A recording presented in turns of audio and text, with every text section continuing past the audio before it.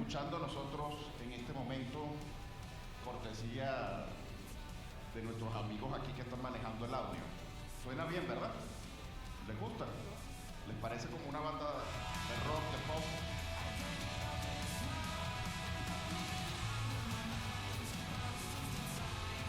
Se llama ISIS. Y a ISIS no tiene nada que ver con el ISIS que todos tememos en estos días, sino que es como Oasis con inteligencia artificial. Oasis, la banda que de alguna forma ha sido una referencia para muchos en los 90 y que se separó con los hermanos Gallagher y que todos estamos esperando que vuelvan, que se junten, etc., pues se convirtió en el objeto de una banda que se llama Breeze, en el objeto de pensamiento de esa banda que se llama Breeze. Y durante la pandemia dijeron, ¿qué pasa si usamos inteligencia artificial para recrear un sonido como el de Oasis? Y lo hicieron con la música. Y una vez que tenían la música, dijeron, ¿qué tal si podemos utilizar otra inteligencia artificial? Y esa inteligencia artificial le ponemos la voz de Ian Gallagher, que era el cantante de la banda, y montamos esas dos cosas. Produjeron algo que se llama ISIS, y lo pueden buscar en YouTube y escucharlo bajo el eslogan de los archivos perdidos, de Lost Tapes of ISIS, ¿ok? Y eso es lo interesante, de que esta es una calidad tan grande de sonido en una banda que nosotros conocemos y todo que los hace pensar a muchos, sí, la inteligencia artificial se quiere quedar con mi puesto de trabajo. Y fíjense que lo coloco en interrogante, me doy el lujo de ponerlo en interrogante, porque no creo que la respuesta que les dé al final sea la que ustedes estaban esperando ver, pero sí vamos a pasearnos un poco sobre cómo ocurre esto. Insisto en que está fantástica la pantalla. ISIS, Oasis sin Ian, pero con AI, ¿ok? ¿Qué es lo interesante de esto? Que la inteligencia artificial, y se lo vuelvo y se lo repito, tiene varias, de alguna forma tiene varias etapas. Estamos en la etapa de la inteligencia estrecha, que podríamos hablar de alguna forma, que es hacer muy bien cosas en un solo sentido, en una sola aplicación, en un ámbito de trabajo definido, ¿ok? Y la inteligencia artificial, para hacer las cosas bien en ese ámbito de trabajo, necesita datos de los cuales nutrirse. En este caso, tenemos que ISIS ha logrado 500,000 de reproducciones, que no está nada mal, ha logrado casi 4.000 comentarios, que no está nada mal, pero además, en el diario The Guardian, que es muy prestigioso en el Reino Unido, la describen como prácticamente indistinguible de un verdadero álbum de Oasis, con melodías realmente pegadizas, y llegan a enmarcar su sonido en el periodo entre el tercer álbum original de la banda de Manchester y el cuarto. ¿Por qué sucede esto? Sucede porque está trabajando con datos que sí existen y sobre los cuales quiere estar. ¿Por qué los guionistas de Hollywood en este momento y los actores están haciendo de alguna forma esta huelga tan emblemática y en parte de lo que ellos pelean precisamente es la inteligencia artificial, el uso de inteligencia artificial sobre su talento? Porque si tú agarras una serie como The Big Bang Theory o Dos Hombres y Medio, que tienen montones y montones de capítulos, y tú alimentas una inteligencia artificial con esa, tú vas después y le dices, mira, genérame un capítulo donde Alan Harper se gana la lotería y se vuelve mucho más rico que su hermano Charlie Harper. Y la serie, la inteligencia artificial te va a generar un capítulo completo, el guión, sin ningún problema. ¿Por qué? Porque tiene todos los demás guiones sobre los cuales fijarse y sobre cómo desarrollarse. De ahí la importancia de la calidad de los datos y lo que tenemos antes. Y de ahí un problema que antes planteábamos, que era el sesgo.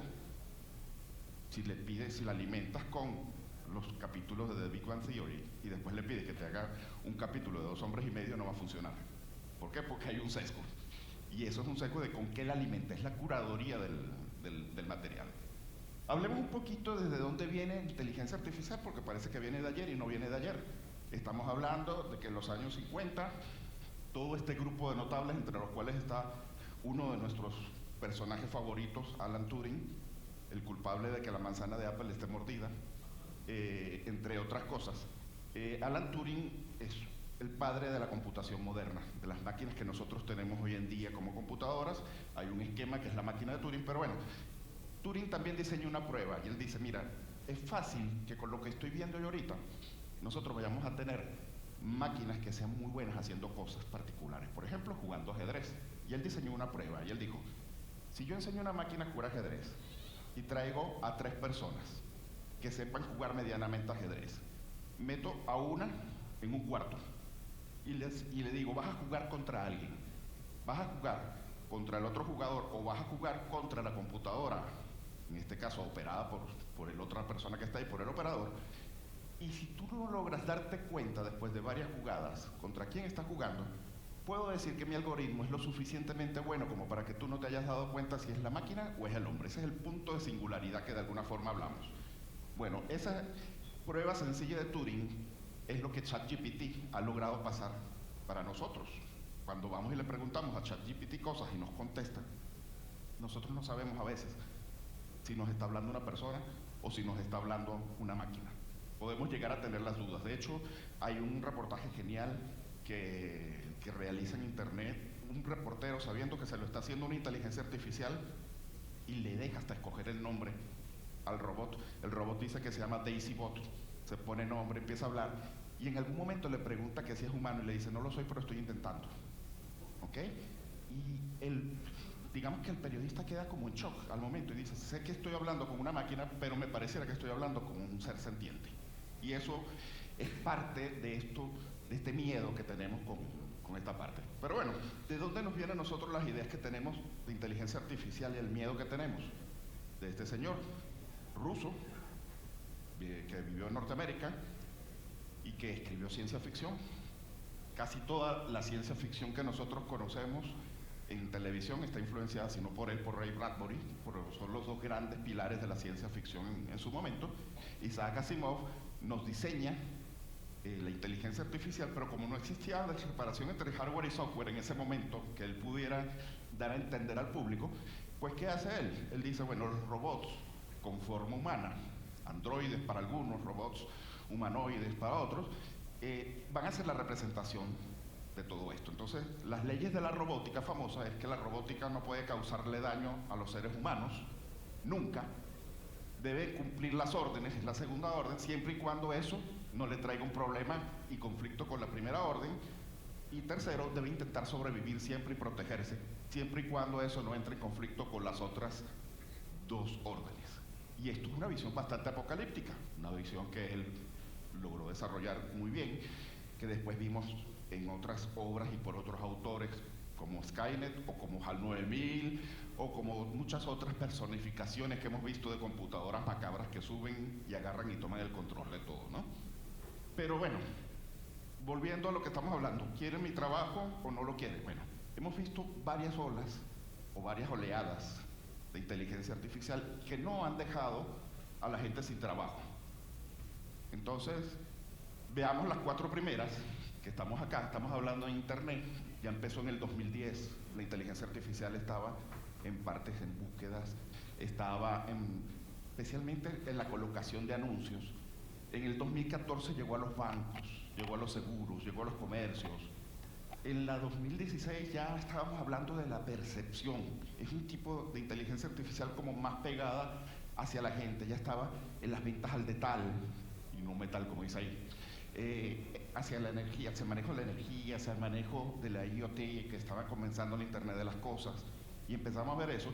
Y una que también se nos hizo bastante famosa, que es la autónoma, que es almacenes inteligentes, muchas otras cosas, pero especialmente los carros. Cuando empezamos a ver la conducción autónoma y empezamos a darnos cuenta que los Simpsons tenían razón otra vez, como en el capítulo donde Homero hace que fallezca Big Red, o Gran Rojo, que era un conductor de camión y se da cuenta que los camiones se conducen solos y el sindicato de conductores empieza a perseguirlo. Bueno, eso lo vimos ya desde el 2018. Bill Gates, ¿qué dice? Bill Gates nos dice que la inteligencia artificial está, pero tan revolucionaria como lo fue en algún momento el Internet y los teléfonos móviles. ¿Ok? Hay gente que dice que a Bill Gates no hay que hacerle caso. Yo soy de los que cree que sí hay que hacerle caso, aunque no sea mi personaje favorito. No podemos negar su sentido de futuro, y lo hemos demostrado no solamente en esto, sino también en áreas como en salud o eso. Y él lo que dice es que cuando la productividad aumente con la inteligencia artificial, nos va a empezar a quedar tiempo libre dentro de algunas tareas. Por ejemplo, tareas que hacemos que son repetitivas, como puede ser chequear un formulario, para ver el compliance del formulario con todo lo que tiene, eso lo puede hacer una inteligencia artificial y liberar a esa persona que está ahí de ciertas horas de trabajo para que haga otras cosas. Pero lo que él plantea es que hay que canalizarlo de alguna forma, el tiempo libre que va a empezar a quedarle a la gente. O sea, él dice, bueno, puede ser que se dediquen a esparcimiento, pero también puede ser que se dediquen hacia otros roles que no tienen tradicionalmente dentro de las organizaciones. Entonces, lo que él dice además es que hay áreas donde la inteligencia artificial nunca va a funcionar bien. Y eso es lo que él nos dice aquí al final. Dice, va a haber más gente libre para cuidar ancianos, para cuidar enfermos, para educar niños, para ayudar en áreas sociales, en tareas de creatividad también, y en tareas que son relacionadas con el genio humano de alguna forma. Recuérdense que hablamos de que la inteligencia artificial ahorita, en este momento, funciona sobre lo que ya hemos hecho y es capaz de hacer cosas, digamos que entre lo más básico que hemos hecho y lo más complicado. Pero no va más allá, no es que va a inventar cosas nuevas la inteligencia artificial tal como la vemos ahorita, ¿no? Así que el dilema es el mismo. ¿Nos va a dejar sin trabajo, sí o no? ¿Y cuáles son los trabajos que van a ser más afectados? Entonces, es obvio, pero hay que decirlo, las tareas repetitivas son las que van a ser más afectadas por la inteligencia artificial. Pero además eso está haciendo también por RPA, el procesamiento automático robótico automatizado robótico de tareas, ¿no? Entonces, viendo esto, podemos ver, buscamos la fuente, Foro Económico Mundial, le preguntamos qué es lo que va a pasar, vemos el informe sobre el futuro del empleo en el 2023 y nos dice eso, lo mismo, alrededor del 40% de todas las horas de trabajo pueden verse afectadas. Horas de trabajo, no estamos hablando ni siquiera de puestos necesariamente, ¿ok? En algunos casos sí, puede haber un puesto que sea completamente repetitivo el trabajo que así se vea de alguna forma afectado, pero en otros casos la gente va a tener un mayor potencial para poder trabajar y para poder hacer mejor las cosas. Así que bueno, vamos a ver cómo va esto, qué es lo que nos dice. Bueno, nos dice que todos estos cargos que están acá, que incluyen investigadores de mercado, encuestadores, escritores y autores, matemáticos, contadores, analistas, correctores, marcadores de copia, taquígrafos, analistas de noticias, reporteros y periodistas, incluso ingeniería de blockchain está dentro de eso. Todos estos puestos probablemente se van a ver muy afectados por esto, por todo lo que es el impacto en el mercado laboral. Pero lo más básico para que esto suceda y que sean realmente afectados es que tengamos datos sobre los cuales basarnos. Si no tenemos datos donde los cuales basarnos, no sirve de nada la inteligencia artificial. Recuerden que cuando estaba en el panel comenté acerca de este software y hardware que en combinación en la colonoscopia de la Sociedad Anticancerosa de Venezuela lo utilizaban para hacer diagnósticos. Funciona porque tiene cargados 4 millones de casos que ya han sucedido.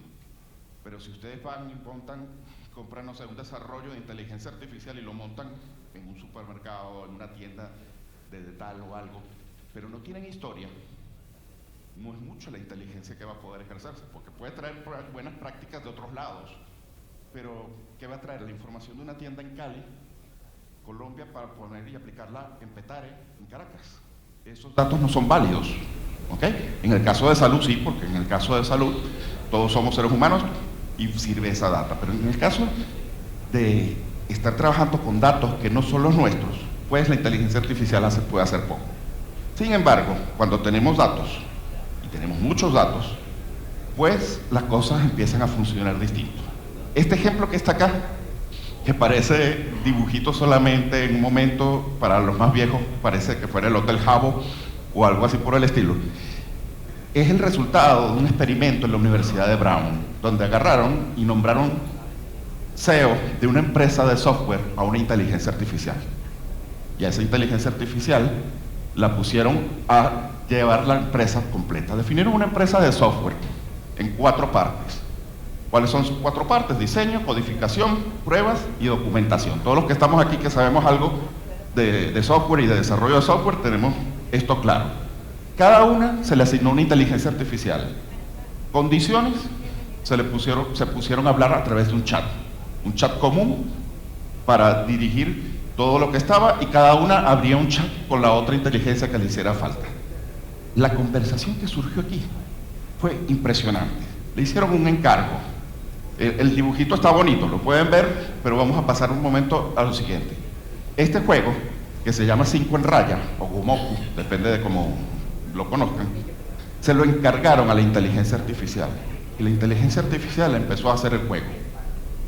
El resultado es que el juego tardó solamente 7 minutos en salir como un producto. 7 minutos. Y las transcripciones de las conversaciones de la inteligencia artificial podrían dar escalofríos, porque empezaron a hablar entre ellas y llegaron a la conclusión de que tenían que usar Python porque era lo más conveniente. Era un lenguaje, y se contestaba uno a otro así, porque es un lenguaje moderno, porque es un lenguaje flexible, porque todo el mundo lo puede entender, etc. Y llegaron a la conclusión de que tenía que diseñarlo así. Y corrió todo el proceso de codificación, de pruebas, de documentación, hasta que el producto estuvo terminado en 7 minutos por menos de €1 de costo. Repito, 7 minutos, menos de €1 de costo. ¿Ok? Así que bueno, ya vemos que la inteligencia artificial puede afectar algunas profesiones, pero la respuesta que todos esperaban a lo mejor de que sí quiere mi puesto de trabajo es no, no lo quiere.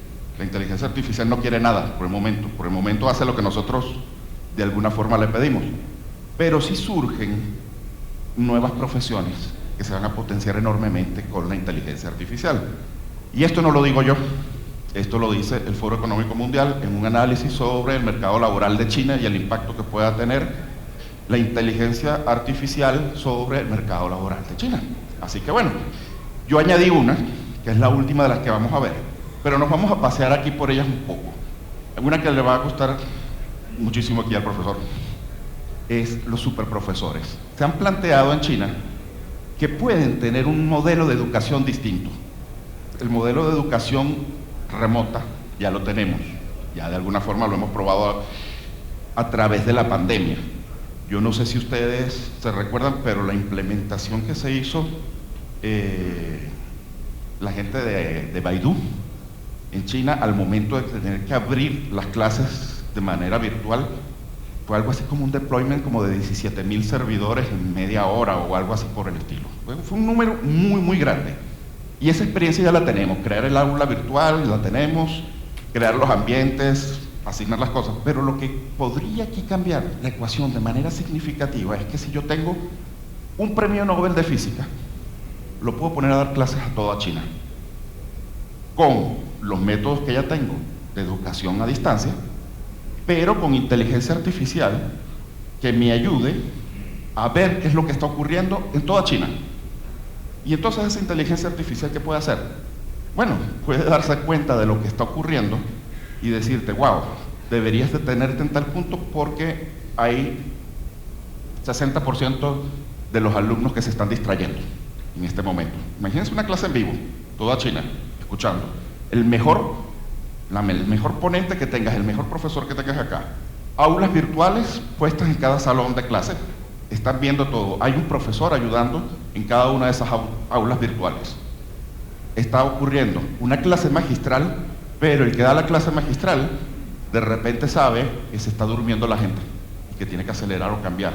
O de repente sabe que hay mucha confusión respecto a un tema, porque la inteligencia artificial permite darse cuenta de eso en millones de salones que pueden haber en ese momento dentro de eso. Por lo menos cientos de miles, si no llega a millones. ¿Ok? Y eso puede estar pasando por el momento. Y eso puede ser cierto también en la evaluación, y eso puede ser cierto también en el diagnóstico necesario para el contenido. Entonces, cuando yo necesito diseñar la siguiente clase, puedo tomar en cuenta el rendimiento de las clases anteriores. Y como puedo inclusive poner reconocimiento facial y con eso ver los gestos de la gente, puedo medir cuál es la intención, la atención que están teniendo las personas, y creamos entonces lo que se llamaría un super profesor. Lo mismo aplica para un supermédico.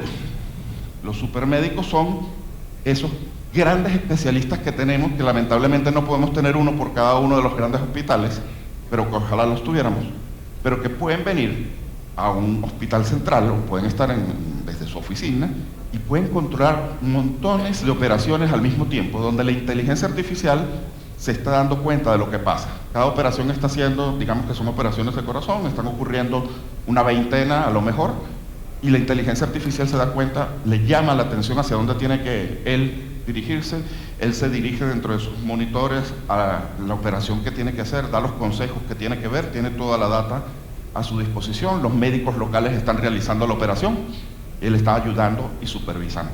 Este tipo de interacción poderosa nosotros no la hemos vivido todavía y tienen que imaginarse el poder que puede tener dentro de un sistema de salud, dentro de un sistema de mantener la atención y la evaluación continua de los médicos, o sea, un sistema educativo que está ligado normalmente siempre a los temas de salud, y cómo eso puede mejorar la calidad de todos los médicos que están involucrados.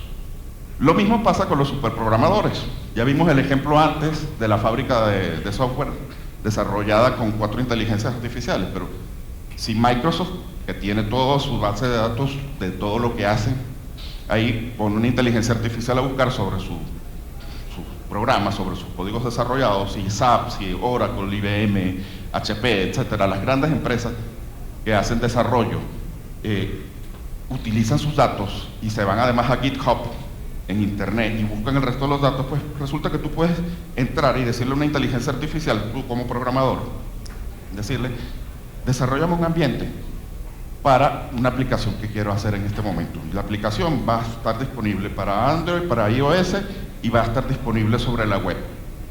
Y quiero tal funcionalidad, tales menús, etcétera, y en pocos segundos tener todo el esqueleto de un programa donde después tú solamente entras a meter la parte diferenciadora, las rutinas que de alguna forma se tienen que encargar de manejar el contenido que es, pero toda la interfase, toda la conectividad, toda la compatibilidad con los diferentes sistemas viene ya garantizada por tu base de datos de todo lo que has hecho bien durante muchísimo tiempo.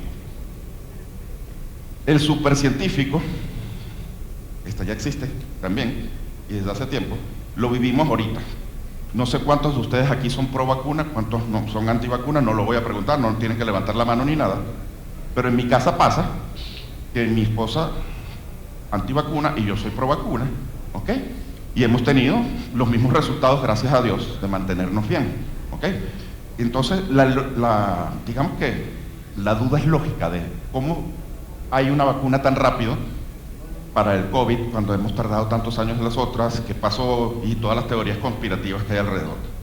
Pero lo cierto es que se utilizaron los más poderosos supercomputadores del mundo, se les dieron listas de componentes, se les dieron modelos del SARS, porque recuérdense que el COVID es SARS, al fin y al cabo, SARS que llevaba 10 años preocupándonos enormemente, que Bill Gates y mucha otra gente había llamado la atención sobre el SARS, y se alimentó con eso a las supercomputadoras que trabajaron e hicieron lo que hubiéramos tardado hasta 10 años en menos de unas pocas semanas, ¿ok? Resultado, 500 moléculas distintas propuestas a los distintos investigadores, y ya no tuvieron que trabajar con un universo desde donde tenían que inventar todo, sino que tenían esas 500 moléculas sobre las cuales empezar a trabajar, tenían un modelo modificado del SARS, que era el COVID como tal, y ya estaban trabajando en él, y es ahí la verdadera razón de por qué nosotros tuvimos una vacuna tan rápida. Los tiempos de prueba y todo lo demás, eso es otro asunto muy diferente, ¿no? Había una emergencia y se decidió tomarlo sin hacer los periodos de prueba correspondientes como debieron haber sido en una situación normal. Pero el avance, el gran avance fue eso, fue la computación, la supercomputación puesta a la orden de la industria farmacéutica para poder lograr esto. Y el último que yo planteo, y este sí es parte mía, son los especialistas.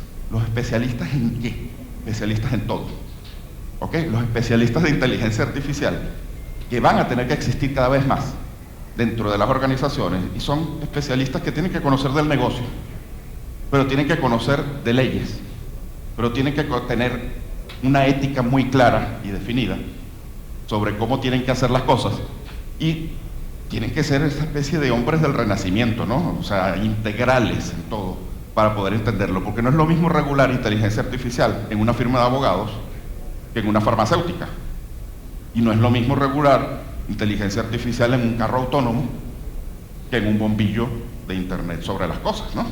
Entonces, todos hemos oído en algún momento ese, digamos, ese ejemplo de que usted se compraría un Tesla si sabe que el Tesla, en el caso de que detecte que hay un accidente y el accidente es inevitable y enfrente de usted hay 3 personas, el Tesla va a decidir matarlo a usted, porque es la ecuación más barata. En lugar de que se vayan 3 personas, que se vaya una sola. Y ese es un dilema ético profundo. O sea, eso suena chiste, suena divertido hasta cierto punto cuando uno lo plantea. Pero ustedes comprarían un carro que saben que va a tomar la decisión de matarlos en caso de que haga falta, si se van a estrellar contra un autobús de niños. Y no lo sé, o sea, yo no sé si lo compraría o no. O sea, si me lo dicen fríamente, yo claro, les diría, sí, claro que lo compro, si va a salvar a los niños siempre y todo. Pero cuando empiezas a pensar, y bueno, pero si no voy yo solo, si voy con mi hija, pero la ecuación sigue siendo 150 niños o 50 niños en el autobús y yo y mi hija aquí al lado, yo compraría un carro que hiciera eso, o confiaría yo más bien en mi persona, en mi inteligencia para hacerlo. Entonces, bueno, esta gente que tiene que estar surgiendo a montones en este momento, va a ser altamente pagados, muy buscados y especialmente muy valorados, porque no todo el mundo puede hacer esto, tener una visión integral del negocio, entender la tecnología y tener además una ética fuera de todo compromiso. Así que, bueno, entonces, estas son las 5 superprofesiones que yo les digo que surgen, y les traigo un par de cositas solamente para despedirme. Faltan 3 cosas solamente, pero la primera es esto: la inteligencia artificial hace cosas increíbles, por no ponerle ningún otro tipo de superlativo. Esta imagen es bellísima, esta es una imagen increíble, pero miren lo que dice el prompt. El prompt es la orden que uno le da en texto para que te genere todo esto. Aquí hay un montón de cosas, primero repetidas, como 8K. Después le estás diciendo que tenga calidad en postprocesamiento. Le estás diciendo por aquí abajo que use luces cinemáticas. Le estás diciendo que use Octane como motor de rendering. Le estás dando varias órdenes que no cualquiera domina. Entonces, esta la pongo acá, y cuando me dicen, bueno, es que los diseñadores gráficos se van a quedar sin trabajo porque la inteligencia artificial puede hacer eso. Hay un meme en internet que están 2 diseñadores y uno le dice al otro eso: mira, la inteligencia artificial nos va a dejar sin trabajo. Y el otro le dice, tranquilo, el cliente primero tiene que saber qué es lo que quiere. Y esto es lo que pasa acá, ¿no? Nosotros muchas veces cuando vamos a un diseñador gráfico no sabemos qué es lo que queremos. Y empezamos nos trae una propuesta, pero ponle morado, pero ponle azul, y un pajarito que entre por acá, yo no sé cuánto. No hay inteligencia artificial que soporte eso realmente. Entonces los diseñadores gráficos se pueden quedar más o menos tranquilos, y lo mismo pasa con los programadores. Todos los que somos graduados en el área de ciencias de computación en algún momento sabemos que el peor error que puede tener uno como computista en esta vida es firmar un contrato abierto. Eso no terminará jamás, porque siempre vendrán, tienes que ponerle tal cosa, tienes que ponerle tal cosa. Entonces la primera enseñanza que le hacen a uno como computista es que tú tienes que definir muy bien el proyecto. Y definir muy bien el proyecto es realmente la parte clave de todo el desarrollo. Y sabemos que eso no lo puede hacer fácilmente nadie. Entonces, bueno, esta imagen muy bella, esta imagen no tan bella, y sin embargo tiene bastantes órdenes, algunas de las cuales no se cumplen. Por ejemplo, le dices que sea como mármol, pero también dice arriba que tenga que tener un casco de motocicleta, y no lo tiene. Entonces, la inteligencia artificial en este momento no solamente no nos está haciendo caso a todo lo que queramos, sino que yo quiero hacer eso mismo y cambiarle un pequeño detallito, y pongo una palabra más en el prompt, y no necesariamente el resultado va a ser esto mismo, sino que puede cambiar enormemente. Entonces, todavía eso hay que mejorarlo poco a poco. O sea, todavía cuando pensamos, mira, no vamos a necesitar más artistas, no es tan claro eso, porque el nivel de profesionalismo que hay que tener al momento de hacer los prompts, de llamar a la inteligencia artificial, y después generas esto con una inteligencia artificial, pero si tú quieres animar esto, tienes que ir a otra inteligencia artificial a que anime y ponga a decir cosas, por ejemplo, y después si quieres generar la voz tienes que ir a otra inteligencia artificial a ir combinando. No es tan fácil el negocio dentro de todo. Así que bueno, Sam Altman ¿Saben todos quién es? De OpenAI, el creador de ChatGPT. Dijo esta frase, que es para que nosotros cerremos con esto. Podríamos habernos quedado callados y podríamos haber seguido construyendo esto por 5 años más. Pero sé que tendríamos como resultado algo que haría que se cayeran las mandíbulas cuando nosotros termináramos, pero el público no sería consciente de lo que se va a enfrentar, de las capacidades y el impacto que esto va a tener en la vida de todos. Eso dice él como justificación a por qué él rompió un acuerdo de mucha gente, que era tácito, pero era un acuerdo al fin y al cabo, de que la inteligencia artificial no iba a salir al mercado todavía. Y la inteligencia artificial sale al mercado, la de ChatGPT y la de los distintos GPTs, sale al mercado porque él toma la decisión de salir. Muchos dicen que porque le hacía falta económicamente y no tenía el mismo pulmón financiero que tiene Google, que tiene Microsoft, que tienen los otros grandes. Pero él saca esto y él dice que es que la gente necesita tiempo para adecuarse a lo que viene, para entender el gran impacto que va a tener la inteligencia artificial en un futuro. Y que dentro de 5 años, si nos hubiéramos quedado callados y hubiéramos sacado la inteligencia artificial a hacer las cosas que va a poder hacer dentro de 5 años, y el mundo estuviera desprevenido, esto hubiera sido un caos total. Así que, un poco refrendando palabras que hemos escuchado por acá en los paneles anteriores, la inteligencia artificial hoy día no es la inteligencia artificial esa que nos enseñó Isaac Asimov, no es de tenerle miedo, no es que nos va a dominar, ni nada por el estilo. Existen 3 niveles: la inteligencia artificial estrecha, la inteligencia artificial amplia, que es capaz de hacer varias cosas bien al mismo tiempo y comunicarse como uno y más o menos funcionar al nivel de un humano, que todavía no lo hemos visto. Y después está la superinteligencia artificial, como la han dado en llamar muchos. Esa es la que tenemos que tenerle miedo. Eso es Skynet, eso es HAL 9000, pero va a depender de que nosotros la dejemos llegar allá. ¿Ok? Eso, por ahí hay un refrán venezolano que dice que la culpa no es del ciego, sino del que le da el garrote. Si nosotros le damos el garrote a la inteligencia artificial, de crear esa superinteligencia artificial y le damos acceso a las infraestructuras críticas, yo no garantizo que los resultados sean buenos. Pero estamos lejos de eso. Estamos lejos por muchas razones y no solamente tecnológicas, que también nos faltan, sino que estamos lejos porque también las regulaciones estoy seguro que no nos van a permitir llegar ahí tan fácil, en lo que empecemos a ver el resto de las cosas. Pero por ahorita, solamente va a perder su trabajo por culpa de la inteligencia artificial aquel que esté puesto en un sitio donde haya otra persona igual a él o más o menos parecido a él, con las mismas capacidades, pero que él decide usar la inteligencia artificial y yo no. Entonces ahí sí perderé mi puesto de trabajo porque él lo va a hacer mejor que yo. Y probablemente de estos 2 puestos de trabajo solamente quede uno. Y el que va a quedar es el que lo hace mejor y el que hace más, ¿no? Con eso me despido y les doy las gracias por haberle prestado atención.